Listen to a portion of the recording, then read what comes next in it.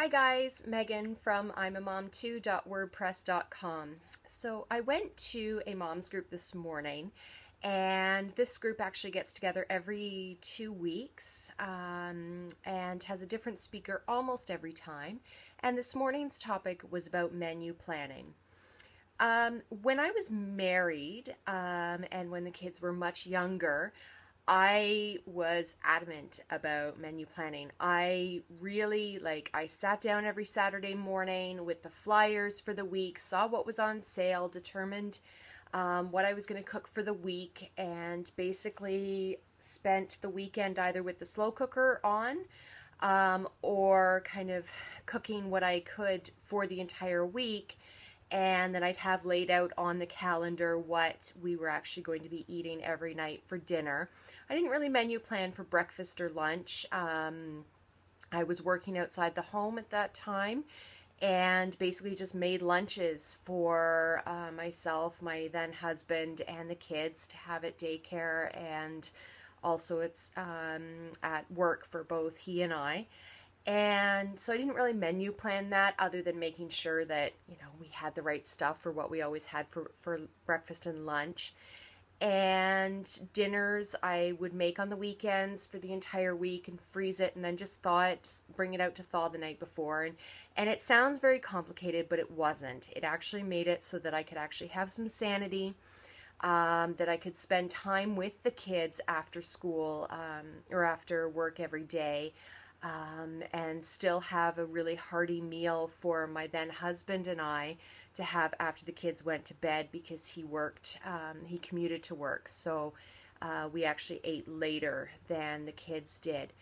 And once my kids started, really their sensory issues started kind of taking over, for lack of a better term, for meals, I stopped. I got out of the habit of it, because that happened around the same age as when their dad and I split, and I really didn't see the point to menu planning when I was cooking for the kids based off of their sensory issues, and then just cooking for myself. It was just easier to kind of pick whatever I felt like based on the two different meals that I made for each of my kids for dinner, and I've been continuing to do that. And so honestly, I wasn't really looking forward to going today to the moms group. I know how to meal plan. It just wasn't, I didn't think it was part of my reality anymore. And then I had an aha moment while I was there, and realized, yes, I can still menu plan.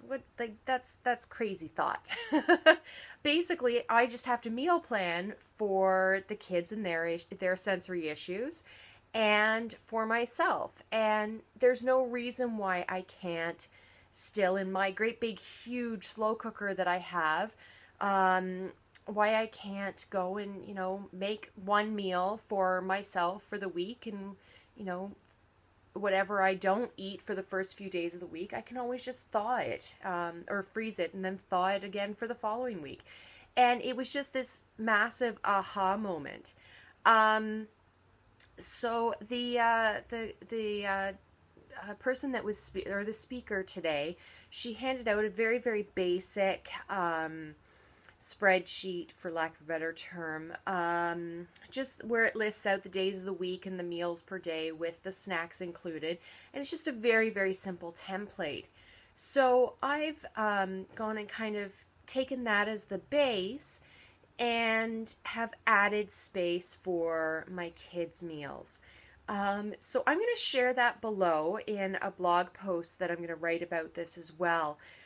So that you guys can also download that. I'm sure there are other people in the special needs community that have the same issues or thought process that I do. And see if I can kind of get myself back into the habit of meal planning, of making it a little bit more organized, and just kind of seeing how it goes. And that, who knows, I may actually end up discovering some more foods that my kids will actually eat. I should say, for those that are watching this that are not in the special needs community, there is a difference between picky eating and sensory eating. So, for example, my son, who has autism, will only eat foods. Well, he prefers lots and lots of spice, I should say that, but he also prefers eating foods that are certain shapes. So his favorite thing in the world is pepperoni pizza. And he doesn't just eat pepperoni pizza, he experiences pepperoni pizza. I know that sounds weird, but it just is. That's how he does it. Sorry, I needed a sip. Um, he eats the pepperoni first, then he eats the cheese, then he licks the sauce, and then he eats the crust by eating the bigger end of the triangle first, so from the actual crust end through to the tip of the slice of pizza. It's kind of fascinating and weird and gross and just awe-inspiring as to how he actually eats these things. And he eats them so quickly that I've actually gotten into the habit of freezing it slice by slice so that it just slows him down a little bit, because sometimes he'll take the entire crust after he's eaten the one edge, and he'll put that entire crust into his mouth to eat it, and I just sit there going, no, you're gonna choke. And then on the other end, my daughter, her sensory issues are such that she does not want anything on it. Bland, bland, bland is the key word for her. Her favorite dinner is plain pasta. Not even any butter or margarine or anything like that. She is perfectly happy with just plain pasta. If I happen to have Parmesan cheese, then she'll have some of that sprinkled on top. And yet at the other end, she loves Nutella, which to me is very, very strong taste. But, whatever, she eats it, so that's fine. But most of my dinners are, an average night would be plain pasta for her and pizza for him, and then I'll just kind of eat whatever's available. So I think if I start at least menu planning my meals for the week, kind of do a rotation of what the kids are going to be eating every night, I think it'll just help with that 4:30, oh my goodness, my kids are eating through my kitchen because they're so hungry after school. That kind of panic that happens. And it's just a momentary thing, but then, it's actually preparing all 3 different types of meals. So I'm going to try it. Do comment down below. I'd love to hear what is kind of the staples for your kids as to what they'll eat versus what you as the adult will eat. And feel free to share your favorite recipes as well.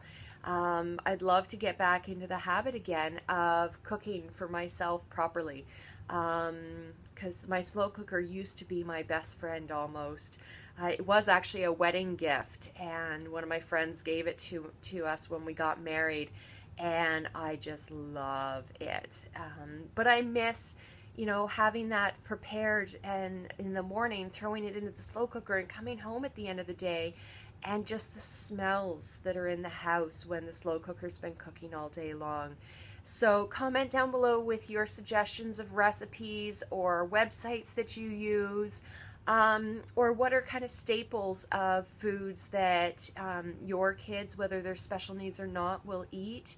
Because I'd love to just kind of get back into the habit again for it. So also while you're down there, subscribe as well. Okay, talk to you soon. Bye.